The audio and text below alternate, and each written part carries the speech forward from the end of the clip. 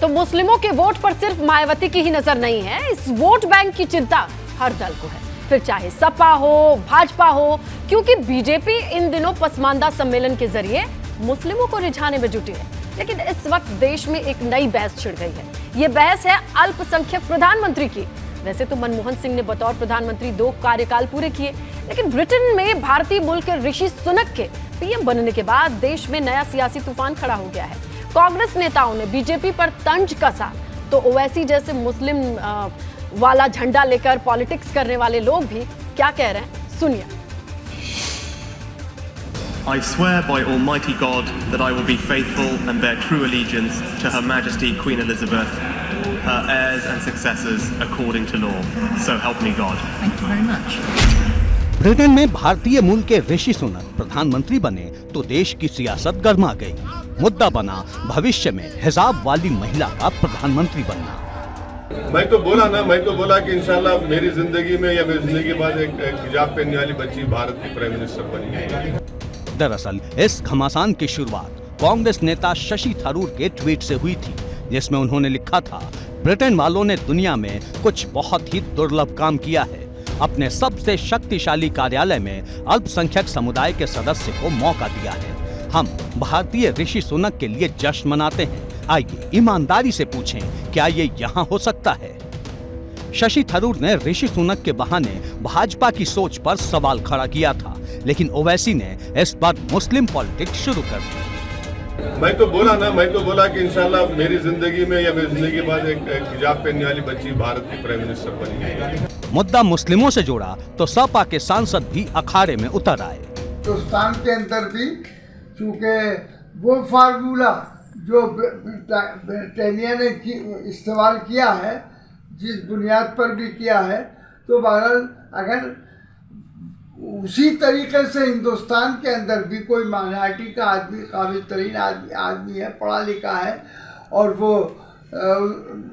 हिंदुस्तान के अंदर मुल्क को चला सकता है, तो उसमें पाबंदी क्यों है? बात भले अल्पसंख्यकों की हो रही हो, लेकिन असल मुद्दा मुसलमान होने का है, क्योंकि अल्पसंख्यक तो मनमोहन सिंह भी हैं, जो 10 साल तक देश के प्रधानमंत्री रहे, और सरकार के मंत्री भी ओवैसी जैसे नेताओं पर चुभने वाला पलटवार कर रहे हैं। उन्हें ये चीज नहीं दिखेगी। अगर आम मुसलमान तरक्की कर रहा है तो ये बात उनको हजम नहीं होगी। जो विपक्षी के ये जो नेतागण हैं जिनका आप नाम ले रहे हैं, उनको इस बात की कभी कोई तारीफ करते हुए आप नहीं देखेंगे कि एक साधारण परिवार से आने वाला एक मुस्लिम नौजवान, उसको भारतीय जनता पार्टी ने उत्तर प्रदेश, जो हमारे देश का सबसे बड़ा सूबा है, उसका अल्पसंख्यक विभाग का नुमाइंदा बनाया। ये चीज़ें उन्हें नहीं दिखेंगी। वो हमेशा समाज को नकारात्मक चर्चा करने की तरफ आगे बढ़ाते हैं। सबकी अपनी अपनी सियासत है और अपना अपना एजेंडा, क्योंकि जिस देश में किसी अल्पसंख्यक को सर्वोच्च पद पर बिठाने की मांग हो रही है, वहां सिख प्रधानमंत्री भी रह चुके हैं और मुस्लिम राष्ट्रपति भी। उदाहरण तमाम हैं, लेकिन नेताओं की सुई मुस्लिम प्रधानमंत्री पर आकर टिक गई है। राजनीतिक दृष्टि से इस प्रकार की बातें करते हैं, मैं यह मानता हूं कि उनकी इस बात का कोई अर्थ नहीं है। ये बेअर्थ बातें। जो हिंदुस्तान के अंदर योग्य व्यक्ति होता है, क्षमतावान व्यक्ति होता है, कोई प्रदेश संभालने के लायक होता है, कोई देश संभालने के लायक होता है, और कोई भी पद के लिए वह वहाँ पर पहुँचता है लोकतांत्रिक प्रक्रिया के अंतर्गत। और जो यह सवाल कर रहे हैं, मैं यह मानता हूं कि वह शुद्ध रूप से केवल भारतीय जनता पार्टी को यह बताने के लिए बना कि भाजपा जो है किसी मुस्लिम को प्रधानमंत्री नहीं बनाएगी या नहीं बनने देगी, इस प्रकार का एक दुष्प्रचार सब वोट बैंक के लालच के बयान है। अकबर के शासनकाल में क्या नहीं हुआ? जब तक वो 9 मन जनेऊ नहीं जला लेते थे तब तक भोजन नहीं करते थे। ऐसे भी मुगल राजा हुए हैं, लेकिन फिर भी हमारे हिंदू धर्म को, हमारी भारतीय संस्कृति को, हमारी सांस्कृतिक विरासत को कोई छिन्न भिन्न नहीं कर पाया। भारत अजर अमर है। भारत माता का वर्चस्व, भारत माता का परचम दुनिया में फहरा रहा है। आदरणीय प्रधानमंत्री नरेंद्र मोदी जी के नेतृत्व में सब लोगों ने इस बात का लोहा कोरोना काल के दौरान माना है।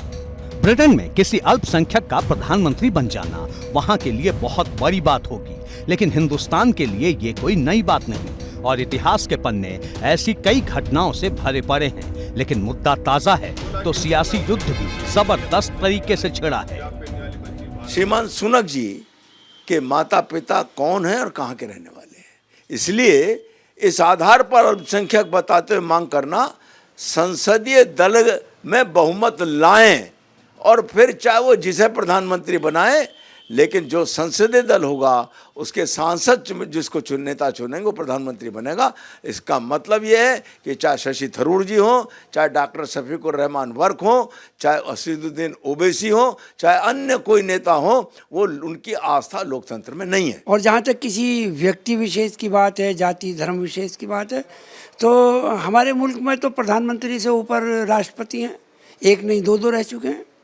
डॉक्टर जाकिर हुसैन साहब रह चुके हैं, फखरुद्दीन अली अहमद साहब रह चुके हैं, APJ अबुल कलाम रह चुके हैं। तो ये कोई मेरे हिसाब से तो यह डेमोक्रेटिक सिस्टम है और बात होनी चाहिए रोटी पे, रोजी पे, रोज़गार पर, महंगाई पर, डीजल पर, पेट्रोल पर, गैस पर, जो देश की समस्या है उन पर बात होनी चाहिए। इनको संविधान में कोई इनकी आस्था नहीं है और मुझे लगता है संविधान की इनको समझ नहीं है।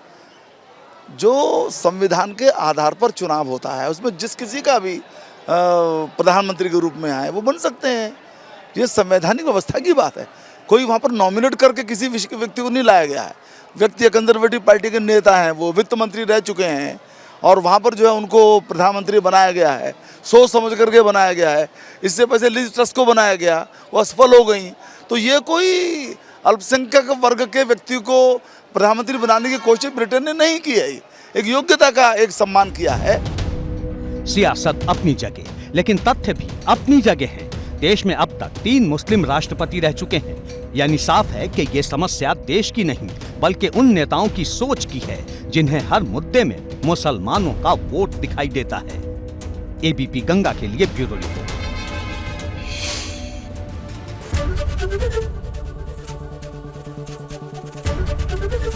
ABP गंगा, खबर आपकी, जुबान आपकी।